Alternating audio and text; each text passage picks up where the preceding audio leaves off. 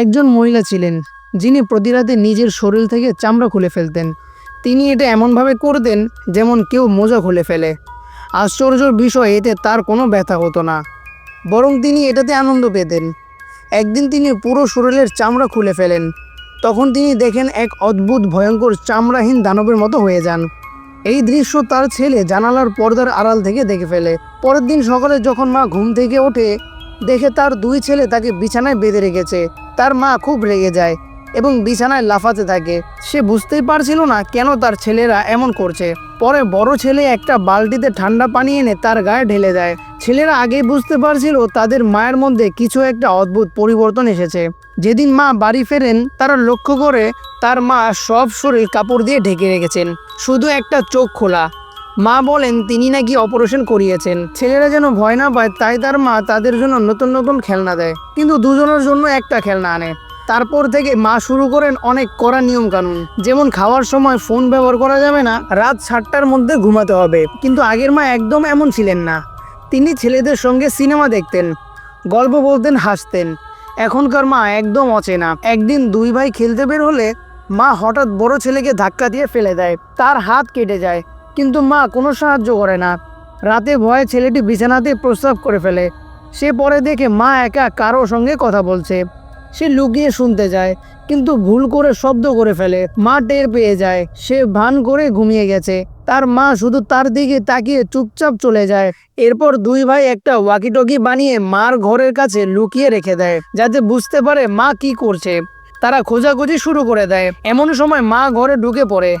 বড় ভাই পর্দার পেছনে লুকিয়ে দেখে মা আয়নার সামনে সিগারেট খাচ্ছেন এবং সাজছেন, যা তার মা কখনোই করতেন না। সে লক্ষ্য করে তার মার চোখ নীল, অথচ তার মায়ের চোখ সবুজ ছিল। সে সব ঘটনা বাবাকে জানায়। হঠাৎ মা এসে তার ফোন কেড়ে নেয় এবং ভেঙে ফেলে। এরপর দুই ভাই সিদ্ধান্ত নেয় তারা মাকে ধরবে। এক রাতে তারা মার ঘরে যায়, দেখে মা নেই। পরে দেখে মা বাথটাবে মুখে মাস্ক দিয়ে ঘুমাচ্ছেন। বড় ভাই আস্তে আস্তে মাস্ক খুলতে যায়। তখন মা হঠাৎই জেগে ওঠে, তার হাত ধরে ফেলে। মা তখন অনেক জোরে টান দেয়। ভাই দৌড়ে নিজের ঘরে গিয়ে দরজা বন্ধ করে দেয়। মা তখন দরজা ভেঙে ঢুকে এবং তাকে পানিতে গোসল করিয়ে জোর করে বলো আমি তোমার মা। ছোট ভাই সব দেখে। তারা একসঙ্গে পালানোর প্ল্যান করে। তারা পাশের বাসায় গিয়ে সাহায্য চায়, কিন্তু অ্যালার্ম বেজে ওঠে। পুলিশ এসে তাদেরকে ফেরত দেয়। মা এবার দরজায় এসে নিজের মুখের মুখোশ খুলে ফেলে। দুই ভাই এবার তাকে আবার বেঁধে ফেলে এবং প্রশ্ন করে, তুমি কে? মা বলে, আমি তোমাদের মা। আমার চোখ সবুজ, লেন্স পরতাম বলে নীল দেখায়। তারা বিশ্বাস করে না, বরফ পানি ছুঁড়ে মারে তার দিকে।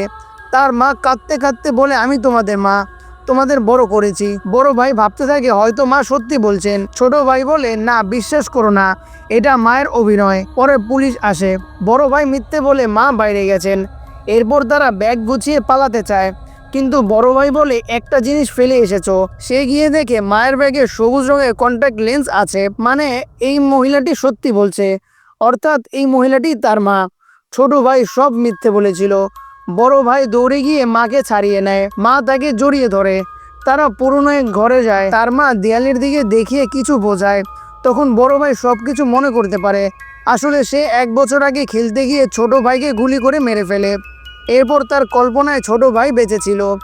মা সার্জারি করে নতুনভাবে জীবন শুরু করতে চেয়েছিলেন, কিন্তু বড় ভাই ছোট ভাইয়ের কল্পনা থেকে বের হতে পারেনি। শেষে এসে ভুল করে মাকে আগুনে ফেলে দেয়। বাড়ি পুড়ে যায়। শেষ দৃশ্যে দেখা যায় বড় ভাই একা বসে আছে, কিন্তু কল্পনায় মা আর ভাইয়ের সঙ্গে কথা বলছে।